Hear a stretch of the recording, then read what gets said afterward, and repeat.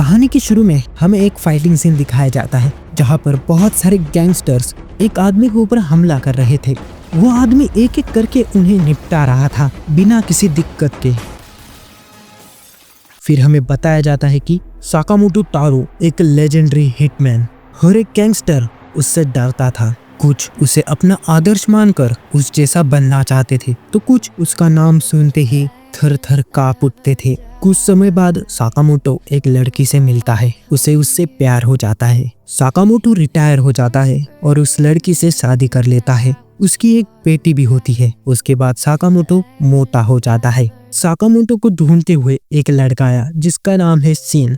Sakamoto अब एक छोटी सी शॉप चलाता है। वह एक छोटा सा बच्चा डोर को टारगेट करके तीरंदाजी कर रहा था, पर तभी एक आदमी अंदर आता है।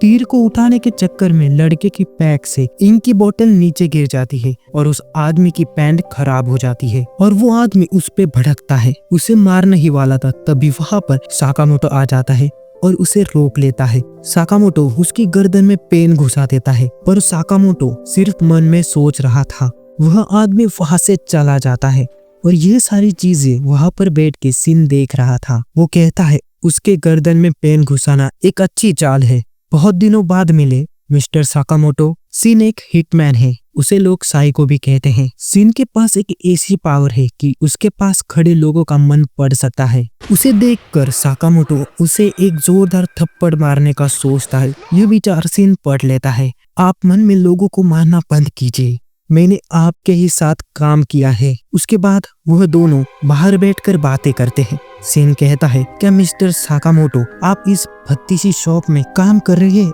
आपको याद है आप एक लेजेंडरी हिटमैन हुआ करते थे। सभी गैंगस्टर आपसे डरते थे। साकामोटो कहता है, मैं रिटायर हो चुका हूँ।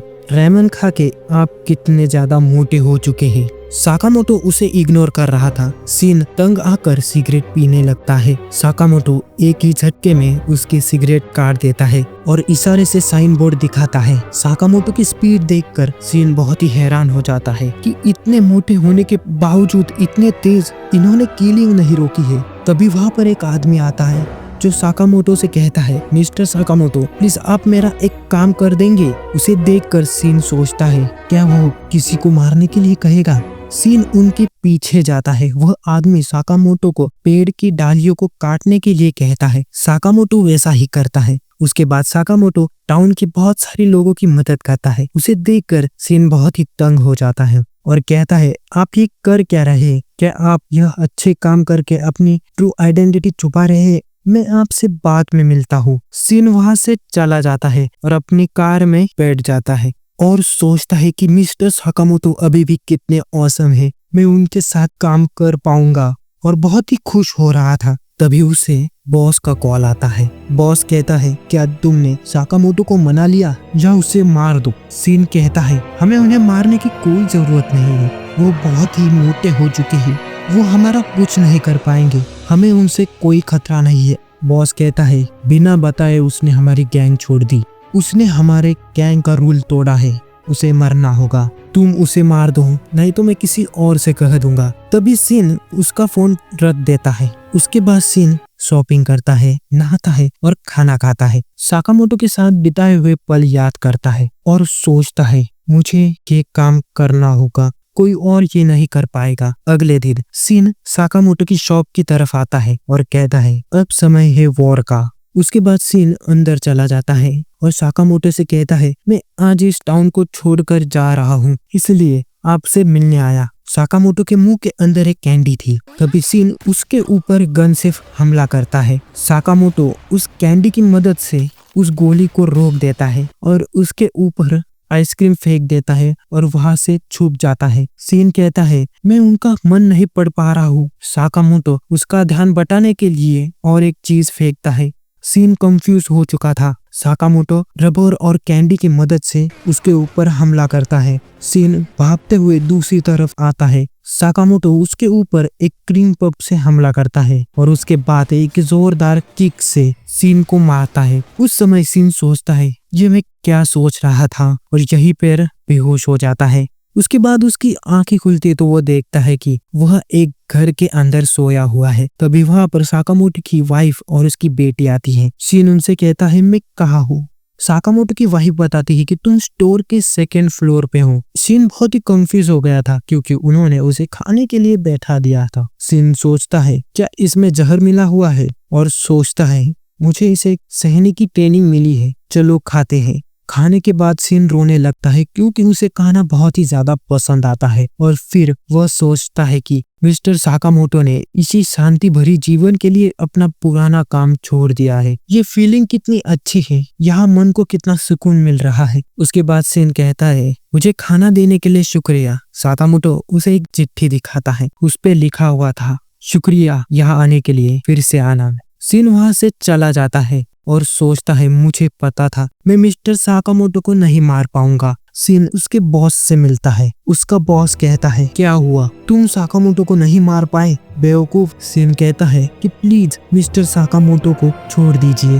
बॉस कहता है तुम उसकी तरफदारी क्यों कर रहे हो। शिन जवाब देता है कि उनके पास लौटने के लिए एक जगह है, प्लीज आप उनका पीछा छोड़ दीजिए, चाहे तो मुझे मार दीजिए। बॉस कहता है कि तुम ऐसा क्यों कर रहे हो। शिन बताता है मैं उस इंसान को मानता हूँ, उसे ही मारने जा रहा था, इसलिए मैं ये सब कर रहा हूँ। उसका बॉस कहता है ठीक है जैसा तुम चाहो, अगर तुम मर गए तो मैं साकामोटो को छोड़ दूंगा। और मन में ही सोचता है ये कितना बेवकूफ है, ये मरने के बाद मैं साकामोटो को भी मार दूंगा। यह सारी बात शिन सुन लेता है और उस पर ही बंदूक तान देता है और कहता है मुझे तुमसे यही उम्मीद थी, तुमने वैसा ही किया। उसका बॉस बहुत ही हैरान हो जाता है, उसने मेरा दिमाग कैसे पढ़ लिया। सभी लोग शिन के ऊपर हमला करते हैं और दूसरी तरफ ये सारी बातें एक डिवाइस की मदद से साकामोटो सुन रहा था। वो अपने वेपन्स को बाहर निकालता है और उनमें से शॉटगन को उठाता है।